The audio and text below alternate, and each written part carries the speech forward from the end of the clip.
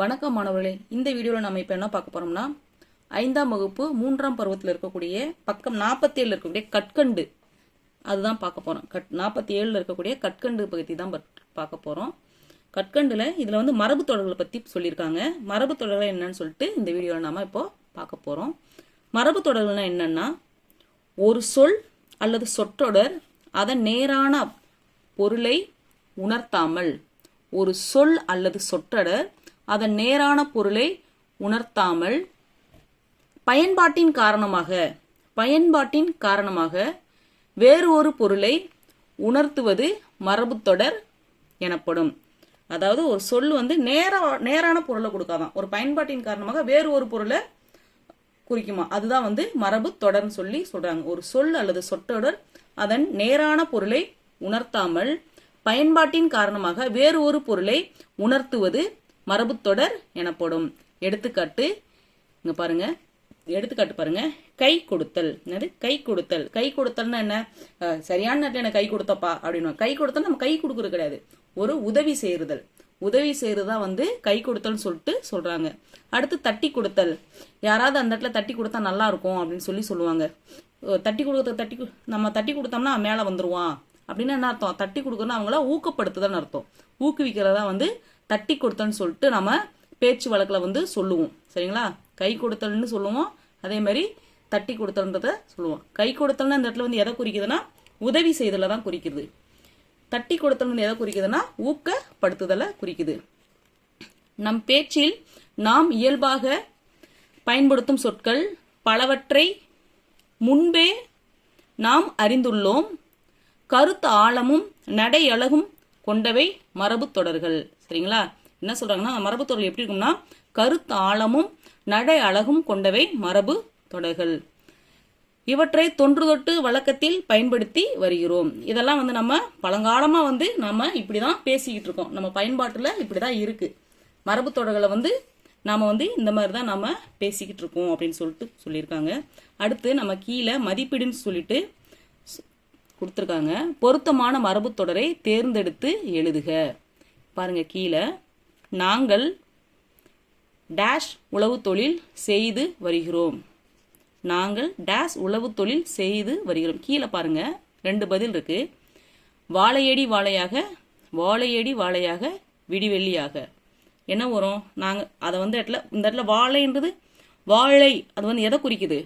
மரத்தை குறிக்கல. ஒரு தலைமுறைக்கு அடுத்த தலைமுறை, ஒரு தலைமுறையா வந்து நாங்க உழவு தொழில் தான் செய்யறோம் அப்படின்றத தான் குறிக்கும். சரிங்க, இது வந்து மரத்தை குறிக்காது. பரம்பரையா வந்து நாங்க வாழையடி வாழையாக இந்த உழவு தொழில் செய்து வருகிறோம் அப்படின்றத தான் குறிக்கும். ஸோ பதில் வந்து என்ன வரும்? வாழையடி வாழையாக. அடுத்து பாருங்க, நளினா பெற்றோரின், நளினா 2வது கேள்வி. நளினா பெற்றோரின் சொல்லுக்கு இங்க பாருங்க பதில் 2. காது கொடுப்பால் கரைத்து குடிப்பால். என்ன வரும்?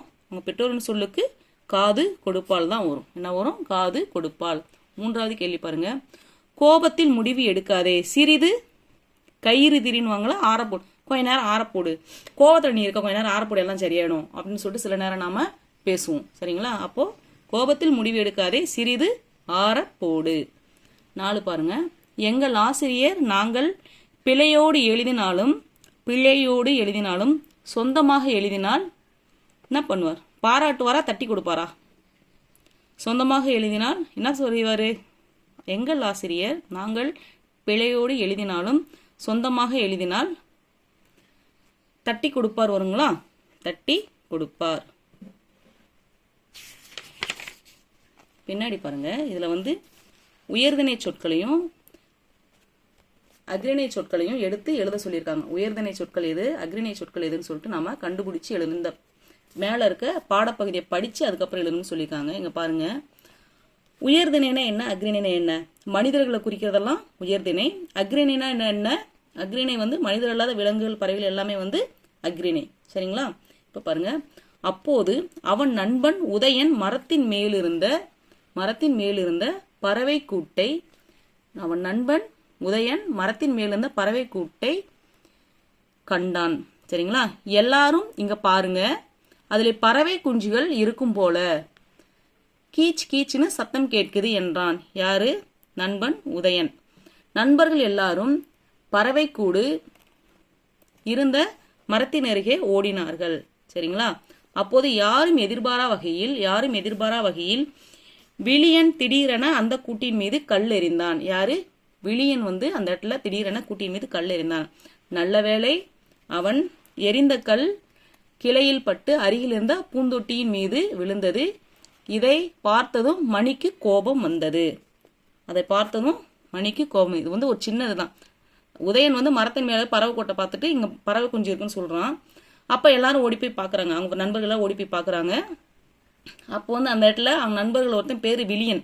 சரிங்களா? விழியன் வந்து என்ன பண்றான், கூட்டு மேல கள்ள தூக்கி எறிகிறான். அப்போ எரியும் போது எரிஞ்ச கல் வந்து கிளையில் பட்டு அருகில் இருந்த பூந்தொட்டின் மீது விழுந்தது. அதை பார்த்ததுக்கு அப்புறம் அப்போ மணிக்கு கோபம் வந்து திட்டுறான். இப்ப இதுல எத்தனை பெயர் வந்திருக்கு? மனிதர்கள் வந்து யார் யாருன்னா மனிதர்கள் இங்க வர உயர்திணை சொற்கள்னா மனிதர்களை குறிக்குது. இதுல பாருங்க, உதயன்ற ஒரு பேர் வந்திருக்கு. அடுத்து என்ன வந்திருக்கு? விழியன். மூன்றாவது வந்து என்ன வருது? மணி. இது மூணுமே வந்து நம்மளுக்கு உயர்திணை சொற்கள்ல வரும். யாரு? உதயன். உதயன். இன்னொன்னு விழியன். மூணாவது மணி. இங்க என்ன சொல்ல வராங்கன்னா, அக்ரிணை சொற்கள் அடுத்து கண்டுபிடிக்கணும். அக்ரிணை என்னன்னா, மனிதர் அல்லாத விலங்குகள், பறவைகள், மற்ற பொருட்கள் எல்லாமே வந்து நம்ம என்ன சொல்லுவோம், உயிருள்ள உயிரற்ற எல்லாத்தையுமே வந்து அக்ரிணை தான் சொல்லுவோம். இதுல அதுக்கு மேல என்ன வருது?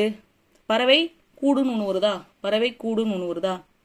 அப்போ பறவை கூடு. இந்த பகுதியில் பறவை குஞ்சு இருக்கா? பறவை குஞ்சுகள் இருக்கும்னு சொல்றாங்களே, அப்போ பறவை குஞ்சு.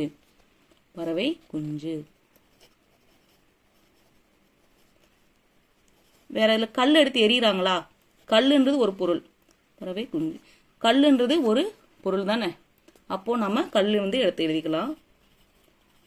இந்த கூட்டின் மீது கல் இருந்தால், அதுக்கப்புறம் எரிந்த கல் கிளையில் பட்டுன்றாங்களே, அப்போ கிளைன்றதும் ஒரு இதுதான். கிளை. மரம் கூட வரும். மரம், கிளை. பூந்தொட்டி மீது விழுந்துச்சுன்னு சொல்றாங்களே, அப்போ பூந்தொட்டி. அது கூட அக்ரிணை தான். பூந்தொட்டி. இதெல்லாம் அக்ரிணை சொற்கள். புரிஞ்சுதுங்களா? மனிதர்களை குறிக்கக்கூடிய சொற்கள் மட்டும்தான் உயர்திணை சொற்கள். மனிதர் அல்லாத மற்ற சொற்களை குறிக்கக்கூடிய எல்லாமே விலங்குகள், பறவைகள், செடி, கொடிகள், உயிருள்ளது, உயிரற்ற எல்லாமே வந்து அக்ரிணை சொற்கள். இந்த வீடியோ மாணவர்கள் எல்லாருக்கும், பார்க்குற எல்லாருக்கும் புரிஞ்சிருக்கும் நம்புறேன். ஏதாவது சந்தேகம் இருந்துச்சுன்னா மறக்காம கமெண்ட் பண்ணுங்க. பார்க்குற ஒவ்வொருத்தரும் லைக் பண்ணுங்க, சப்ஸ்கிரைப் பண்ணுங்க, பக்கத்தில் இருக்க பெல் ஐக்கானை ப்ரெஸ் பண்ணுங்க. நன்றி, வணக்கம்.